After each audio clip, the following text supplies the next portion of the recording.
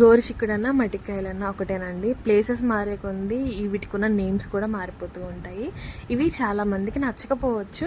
But ఈరోజు నేను చూపించే స్టైల్లో వెల్లుల్లి కారం వేసి ఫ్రై చేశారనుకోండి, మీరైతే దీనికి ఫ్యాన్ అయిపోతారండి. హాయ్ అండి, వెల్కమ్ టు పొరిగింటం పులుగు రుచులు. ఈరోజు నేను మీకోసం మన ఇంట్లో చేసుకునే మట్టికాయ ఫ్రైస్లో ఒక రకమైన వెల్లుల్లి కారం వేసి చేసే మట్టికాయ ఫ్రై మీకోసం తీసుకొచ్చేసానండి. ఇది మీకు బ్యాచిలర్స్ అయినా కానీ, వంట రాని వాళ్ళైనా కానీ ఎవరైనా సింపుల్గా చేసేసుకోవచ్చు.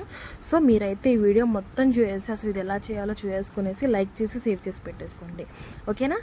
ఎందుకంటే ఆలస్యం, లెట్స్ గో.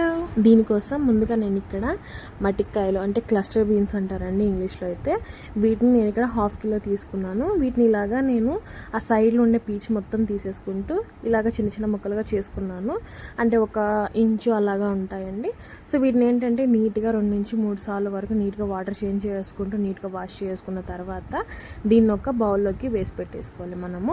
మీరు వీటిని ఈ సైజులో తీసుకుంటే సరిపోద్దండి. ఇంతకంటే పెద్దవైనా అంతగా బాగోవు, ఓకేనా? సో ఇంతకంటే చిన్నవైనా కూడా బాగోవు, ఓకే?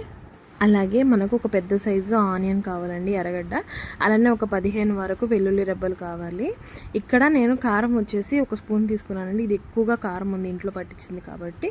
మీరు కారం తక్కువ ఉన్నది అయితే మటుకు 1 స్పూన్ వరకు కారపొడి తీసేసుకునేసి, పసుపు 1/2 స్పూన్ తీసుకోండి.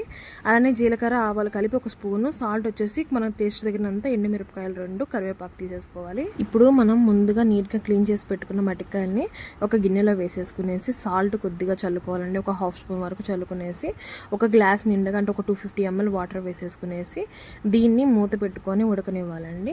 అలాగా ఉడికేటప్పుడు ఏంటంటే మనము కొద్దిగా ఒకసారి ఉడికేసిన తర్వాత ఏంటంటే పసుపు కూడా వేసేసుకునేసి 1/2 స్పూన్ పసుపు వేసేసి ఒకసారి కలిపేసేసి మూత పెట్టుకుని ఉడకనివ్వాలి. ఈలోపు మనం ఎర్రగడ్డలన్నీ ఇట్లా చిన్న చిన్న ముక్కలుగా కట్ చేసి పెట్టేసుకోవాలి. అలానే మనము ఒక రోకలు తీసేసుకునేసి అందులో కారపొడి, అలానే కొద్దిగా సాల్ట్, ఇంకొక 1/2 స్పూన్ వరకు సాల్ట్ వేసేసుకునేసి, అలానే తెల్లగడ్డలు ఉన్నాయి కదా, వెల్లుల్లిపాయలు ఉన్నాయి కదా, అవి కూడా వేసేసుకునేసి పచ్చగా దంచుకుంటే సరిపోతుంది. మీరు ఇదే పని మిక్సీలో కూడా చేయొచ్చు, బట్ మిక్సీలో అయితే ఇంకా పేస్ట్ లాగా అయిపోద్ది. ఇది మనకి జస్ట్ కొద్ది బరగ్గా ఉంటే సరిపోద్దండి. సో అందుకే నేను ఇలాగ రోట్లో వేసేసి దంచేసుకుంటున్నాను, ఓకేనా? సో ఇలా దంచి పెట్టేసుకుంటే సరిపోద్ది. ఈలోపు మనకు ఈ మటికాయలు అనేది నీట్గా ఉడికిపోతాయండి. సో ఈ మటికాయలు అనేది మరీ మెత్తంగా పేస్ట్ లాగా అయిపోకూడదు. ఇలాగ మన వేళతో ఇలాగ టెస్ట్ చేసి చూస్తే మటుకు సాఫ్ట్గా ఉడుకుండాలి. మీరు ఒకసారి తిని కూడా చూడండి, బాగా మెత్తగా మనం తినదగినట్టు ఉంటే మటుకు ఫ్లేమ్ ఆఫ్ చేసుకునేసి మనం ఇంకా ఒక వడగిన్నెలో వేసేసుకోవాలండి. వడగిన్నెలో వేసేసుకున్న తర్వాత ఏంటంటే ఇందులో ఉన్న వాటర్ అంతా కూడా మనకి ఇంక ఎక్సెస్ వాటర్ ఏమైనా ఉంటే అంతా కూడా ఇది పోయేలాగా అలా కూడా వదిలేసేసుకుంటే సరిపోద్ది. ఇప్పుడు మనం ఒక ప్యాన్ పెట్టేసుకునేసి అందులో కొద్దిగా ఆయిల్ వేసేసుకునేసి, ఆయిల్ కాగిన తర్వాత పోపు దినుసులు వేసేసుకునేసి అవి కాస్త చిటపటమన్నాక ఎండుమిర్చి కూడా వేసుకోవాలండి. ఎండుమిర్చి అనేది కాస్త పైన కలర్ చేంజ్ అయిన తర్వాత మనము ఫ్రెష్గా కోసిన కరివేపాకు కావచ్చు, ఏదో ఒకటి వేసుకోండి. కరివేపాకు వేస్తే మంచిగా ఫ్లేవర్ అలాగే స్మెల్ కూడా బాగుంటుంది.